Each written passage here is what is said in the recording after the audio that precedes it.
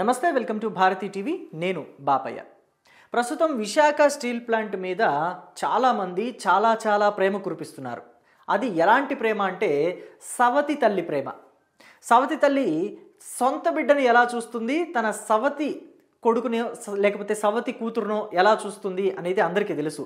ఆ ప్రేమ బయటకు మాత్రం చాలా ఆప్యాయతలు కురిపిస్తూ ఉంటుంది, లోపల మాత్రం మనసులో ఎంత కుట్ర దాగి ఉంటుందో, ఎంత కుళ్ళు దాగి ఉంటుందో అందరికీ తెలుసు. ఇప్పుడు వాళ్ళంతా కూడా అంటే ప్రభుత్వానికి వ్యతిరేకంగా పనిచేసే శక్తులు అన్నీ కూడా విశాఖపట్నం స్టీల్ ప్లాంట్ మీద కురిపించేది సవతి తల్లి ప్రేమే. ముఖ్యంగా తులసి చందు లాంటి జర్నలిస్టులు, అంటే జర్నలిస్ట్ అనకూడదు, జర్నలిస్టు పేరుతోటి రాజకీయ శక్తులకు పనిచేస్తుందేమో అని అనుమానాలు ఆవిడ మీద ఎక్కువగా వ్యక్తమవుతున్నాయి ఇప్పుడు. ఎందుకంటే నిన్న మొన్నటి వరకు ఆవిడ పదే జెన్జీ అని చెప్పేసి జపం చేస్తుంటే, ఏమోలే పక్క స్టేట్స్లో అంటే మనం చూసాం ఆల్రెడీ కొన్ని స్టేట్స్లో జెన్జీ ఉద్యమాలు జరిగాయి.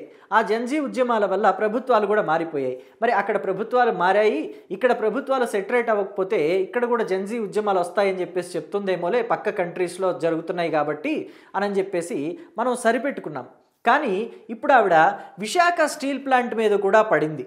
ఆవిడ వచ్చేసి విశాఖపట్నం స్టీల్ ప్లాంట్ విషయంలో ప్రైవేటైజేషన్ అనే మాట ఎక్కడా కూడా అటు కేంద్ర ప్రభుత్వం కావచ్చు, ఇప్పుడు ప్రస్తుతం అధికారంలో ఉన్న రాష్ట్ర ప్రభుత్వం కూటమి సర్కారు కావచ్చు, ఎక్కడా కూడా ప్రైవేటైజేషన్ అనే మాట మాట్లాడడం లేదు. సుమారుగా ఈ విశాఖపట్నం స్టీల్ ప్లాంట్ డెవలప్మెంట్ కోసం 14,000 కోట్ల రూపాయలు కేటాయించారు. సుమారుగా 14,000 కోట్ల రూపాయలు. సో మరి ఇంత భారీగా అమౌంట్ కేటాయించింది ప్రైవేటైజేషన్ చేయటానిక? ఒకవేళ ప్రైవేటైజేషన్ చేయటానికి అని చెప్పేసి ఉద్దేశం కనుక ఉంటే ఇంత భారీ స్థాయిలో డబ్బులు ఎందుకు ఇస్తారు? సో ప్రైవేటైజేషన్ చేయటం లేదు అని చెప్పి ప్రూవ్ చేసుకోవడానికే కదా ఆ plant, Visakha steel plant development కోసం, ఆ విశాఖ స్టీల్ ప్లాంట్ని ఉద్ధరించాలి అని చెప్పి ఉద్దేశంతోనే కదా అంత భారీ స్థాయిలో అమౌంట్ అనేది ఇస్తానికి ముందుకొచ్చారు. సో ఇంకా దీని మీద ప్రైవేటైజేషను అని చెప్పేసి ఎందుకు విషం కక్కుతున్నారు? విషం కక్కడం మాత్రమే కాదు, ఉద్యమాలు చేయమంటున్నారు. మొన్న ఆవిడ ఆదివారము మరి శనివారము విశాఖపట్నం వచ్చింది. తులసి చందు విశాఖపట్నం వచ్చి ఏపీలో యువత అంతా ఉద్యమాలు చేయాలి, స్టీల్ ప్లాంట్ ప్రైవేటైజేషన్కి వ్యతిరేకంగా ఉద్యమించాలి, మీరు ఒక గంటైనా ఉద్యమం చేయండి అన్నట్టుగా ఆవిడ మాట్లాడుతున్నారట. ఇది ఇప్పుడు సోషల్ మీడియాలో విపరీతంగా వైరల్గా మారింది. నిజంగా ఆవిడ ఉద్యమాలు ఎందుకు చేయమని అంటున్నారో నాకు అర్థం కావటం లేదు.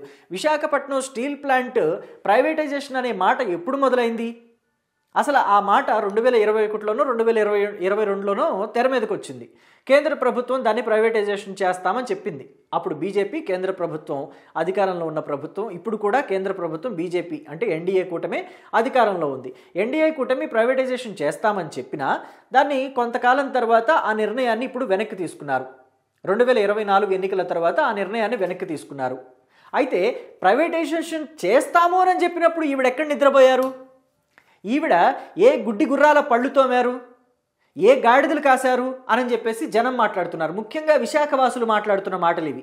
తులసి చందు అప్పుడు 2021, 22, 23 ఆ టైంలో ముఖ్యంగా విశాఖ స్టీల్ ప్లాంట్ ప్రైవేటైజేషన్కి వ్యతిరేకంగా కార్మికులంతా పెద్ద ఎత్తున ఉద్యమాలు చేస్తున్న సమయంలో సబ్బం హరి లాంటి వాళ్ళు కూడా వెళ్ళి, అప్పుడు చనిపోయి కరోనా టైంలో ఆయన చనిపోయారు, చనిపోక ముందు సబ్బం హరి లాంటి వాళ్ళు కూడా అక్కడికి వెళ్ళి కార్మికులకి మద్దతు తెలిపారు, కార్మికుల ఉద్యమాలకి మద్దతు తెలిపారు. ఆ టైంలో తులసి చందు ఎక్కడ నిద్రపోతున్నారు, ఏ గాడిదలు కాస్తున్నారని చెప్పేసి విశాఖవాసులు అడుగుతున్న మాట, నేను అడుగుతున్న మాట కాదు. మళ్ళీ నన్ను తప్పుగా అర్థం చేసుకుంటారేమో తులసి చందు.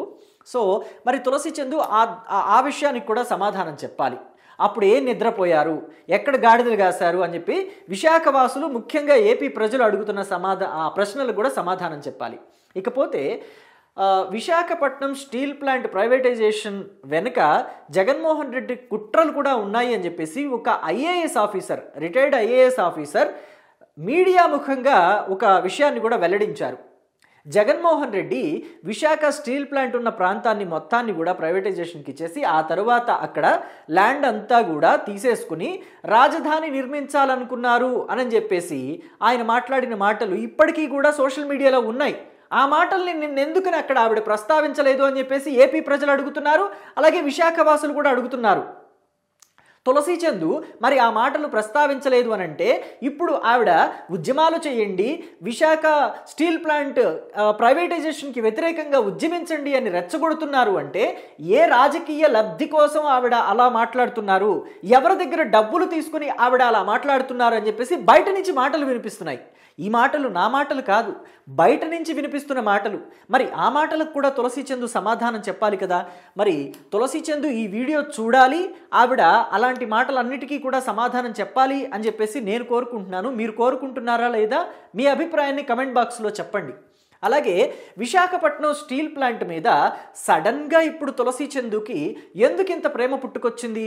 గతంలో ఎన్నడూ లేనిది. జగన్మోహన్ రెడ్డి టైంలో కూడా ప్రైవేటైజేషన్ అనే మాట పెద్దగా వినిపించింది కదా, ఉద్యమాలు కూడా చేశారు కదా. కానీ ఇప్పుడే ప్రైవేటైజేషన్కి వ్యతిరేకంగా విశాఖపట్నం మీద ప్రేమ, ఈ రెండు ఎందుకు వచ్చాయి? ప్రైవేటైజేషన్ మీద వ్యతిరేకత, విశాఖపట్నం స్టీల్ ప్లాంట్ మీద ప్రేమ ఎందుకు అంత పుట్టుకొచ్చింది తులసి చందుకి? ఆవిడలో ఆవేదన అంతా ఎందుకు రగిలిపోతుంది? ఆవిడలో నుంచి ఆవేదన అంతా పెళ్ళుపికి వస్తుంది ఎందుకు అని చెప్పేసి జనం అడుగుతున్నారు. అయితే ఇక్కడ చిన్న లాజిక్ ఏం చెప్తున్నారంటే కొంతమంది జనం ఆవిడ వెనక వైఎస్ఆర్ కాంగ్రెస్ పార్టీ ఉంది అని చెప్పేసి అంటున్నారు. ఆవిడ్ని నడిపిస్తోంది వైఎస్ఆర్ కాంగ్రెస్ పార్టీనే అంటున్నారు కొంతమంది జనం. పైగా ఆవిడ ఇమ్మీడియట్గా ఆవిడ ఫోన్ లాక్కోండి, ఆవిడ బ్యాంక్ డీటెయిల్స్ అన్నీ చెక్ చేయండి, ఆవిడ కంప్యూటర్ హార్డ్ డిస్క్ కూడా హ్యాండ్ ఓవర్ చేసుకుని చెక్ చేయాలి గవర్నమెంటు. ఏపీ గవర్నమెంట్ ఎందుకని ఈ విషయంలో ఇంకా మౌనంగా ఉంది? ఆడవాళ్ళైతే సరిపోయిందా? ఏమైనా మాట్లాడొచ్చా? ఆడవాళ్ళకి ఏమైనా రిజర్వేషన్స్ ఉన్నాయా? జాబుల్లో ఇవ్వండి రిజర్వేషన్స్ ఆడవాళ్ళ కోసం, లేకపోతే ఆర్టీసీ బస్సుల్లో కూర్చోడానికి ఇంకో 2 సీట్లు ఎక్స్ట్రా కల్పించండి. అంతేగాని ఇలాంటి దొంగ ఉద్యమాలు ప్రేరేపించడానికి, లేని మాటల్ని పుట్టించడానికి, ప్రభుత్వం మీద బురద చల్లడానికి రిజర్వేషన్లు ఇవ్వద్దు అని చెప్పేసి ప్రజలు అంటున్న మాట ఇది. కాబట్టి తులసి చందు మీద ఖచ్చితంగా యాక్షన్ తీసుకోవాలి అని చెప్పేసి ఏపీలో చాలామంది ప్రజలు కోరుకుంటున్న అంశం. అలాగే ముఖ్యంగా విశాఖవాసులు, ఎందుకంటే విశాఖపట్నానికి రాబోయే రోజుల్లో పెద్ద పెద్ద కంపెనీలు వస్తున్నాయి. ఆ కంపెనీలు వస్తే విశాఖపట్నానికి చాలా పెద్ద పేరు వస్తుంది. మన దేశంలో ఒక హైదరాబాదు, ఒక బెంగళూరు, ఒక ఢిల్లీ, ఒక పూణే, ఇలాగా ప్రధానమైన నగరాలు ఏమున్నాయి, ఒక చెన్నై, తమిళనాడులోని చెన్నై, ఇలా 5, 6 ప్రధాన నగరాలు ఉంటాయి కదా. వాటి సరసన విశాఖపట్నం చేరబోతోంది. అలాంటి కంపెనీలు ఏది, గూగుల్ డేటా సెంటర్ లాంటి కంపెనీలు, అలాగే కాగ్నిజెంట్, అలాగే యాషెన్షియర్, ఇలాంటి పెద్ద పెద్ద కంపెనీలు, ఇన్ఫోసిస్ లాంటి కంపెనీలు ఇక్కడికి వస్తే విశాఖ దశ తిరిగిపోతుంది, విశాఖ ప్రజల తలరాత మారిపోతుంది. ఖచ్చితంగా విశాఖ ప్రపంచ పటంలో ఖచ్చితంగా నిలబడుతుంది. మరి విశాఖపట్నం మీద ఇలా విషం కక్కుతుంటే గవర్నమెంట్ ఎందుకు చూస్తూ ఊరుకున్నారు తులసి చందు విషయంలో? సో విశాఖపట్నం అలా డెవలప్ అవ్వటం తులసి చందుకి ఇష్టం లేదు. ముఖ్యంగా తులసి చందు వెనక ఉండి నడిపిస్తున్న రాజకీయ పార్టీలకు కూడా అది ఇష్టం లేదు. మరి విశాఖపట్నం అలా డెవలప్ అవ్వకుండా ఉండాలి అంటే ఆ కంపెనీలన్నీ భయపడి పారిపోవాలి. ఆ కంపెనీలు భయపడి పారిపోవాలంటే ఇప్పుడు ఏం చేయాలి? విశాఖ స్టీల్ ప్లాంట్ విషయంలో ఉద్యమాలు చేయాలి. లేని ప్రైవేటైజేషన్ మంత్రాన్ని మనం పదే పదే జపించాలి. ప్రైవేటైజేషన్ ప్రైవేటైజేషన్ ప్రైవేటైజేషన్ అని జపిస్తే జనం నమ్మేస్తారు. ఎందుకంటే గోబెల్స్ ప్రచారం.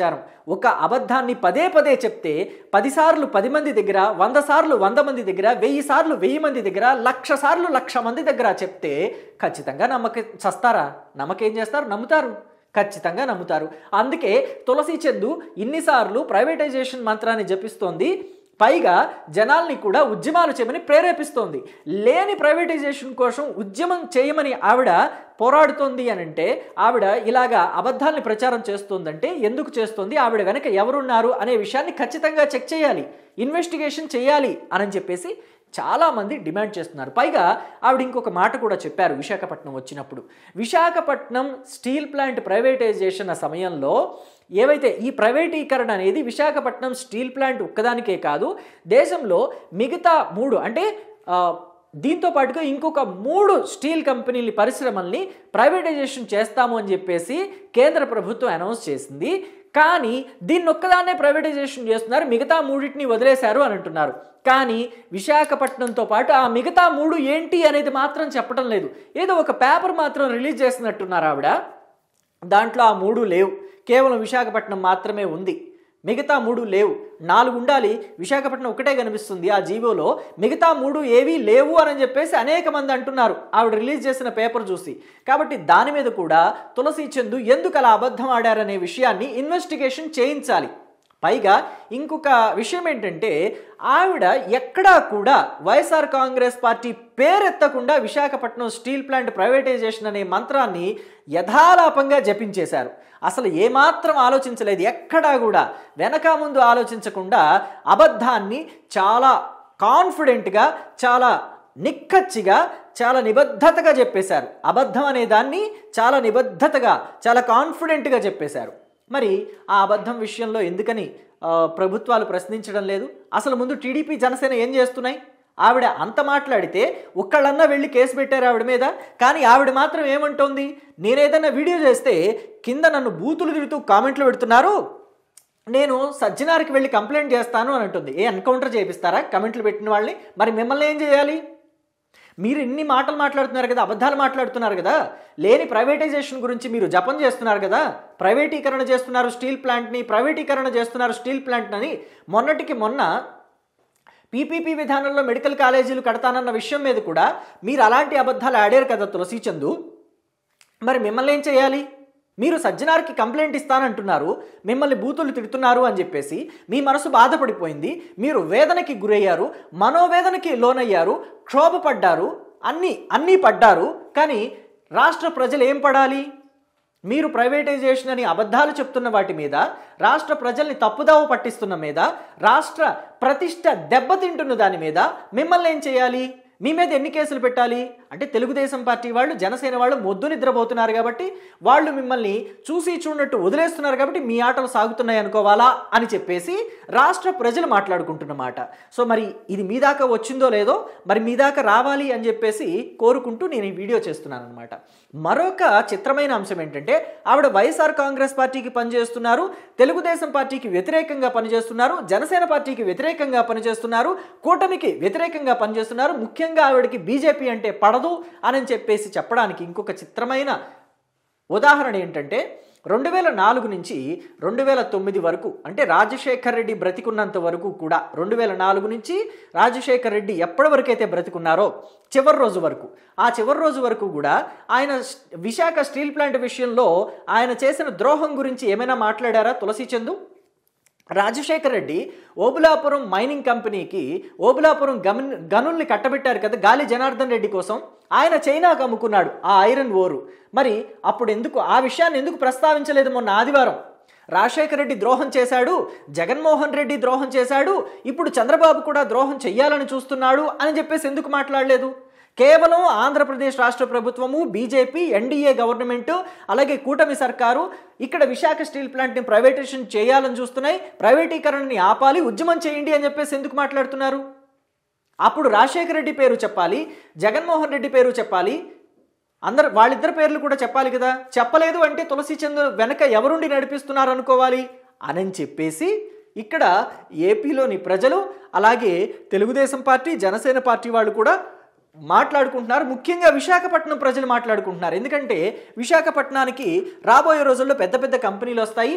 వాళ్ళందరూ కూడా భయపడి పారిపోవాలంటే ప్రైవేటైజేషన్ పేరుతోటి రాష్ట్ర వ్యాప్తంగా పీపీపీల విషయంలో, అంటే మెడికల్ కాలేజీలో నిర్మాణం పీపీపీ విషయంలో, అలాగే ఇక్కడ విశాఖపట్నం స్టీల్ ప్లాంట్ ప్రైవేటైజేషన్ విషయంలో ఉద్యమాలు జరగాలి.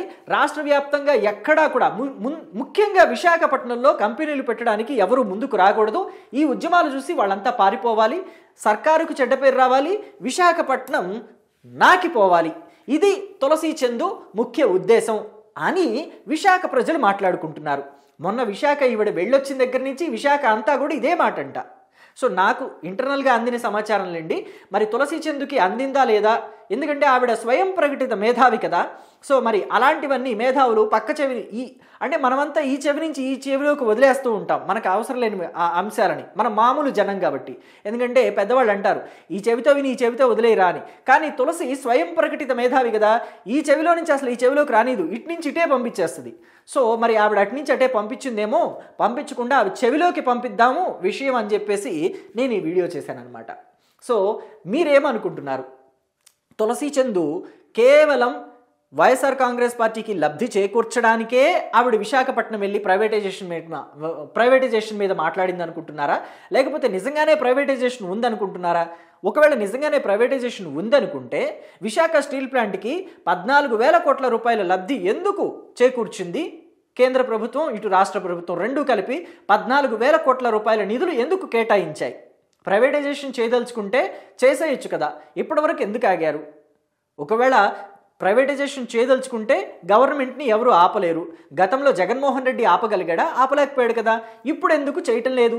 చేయటం లేదంటే ప్రైవేటైజేషన్ లేదని అనుకోవాలనుకుంటారా, ఉందని అంటారా? మీ అభిప్రాయాన్ని కమెంట్ బాక్స్లో తెలియచేయండి. Thank you.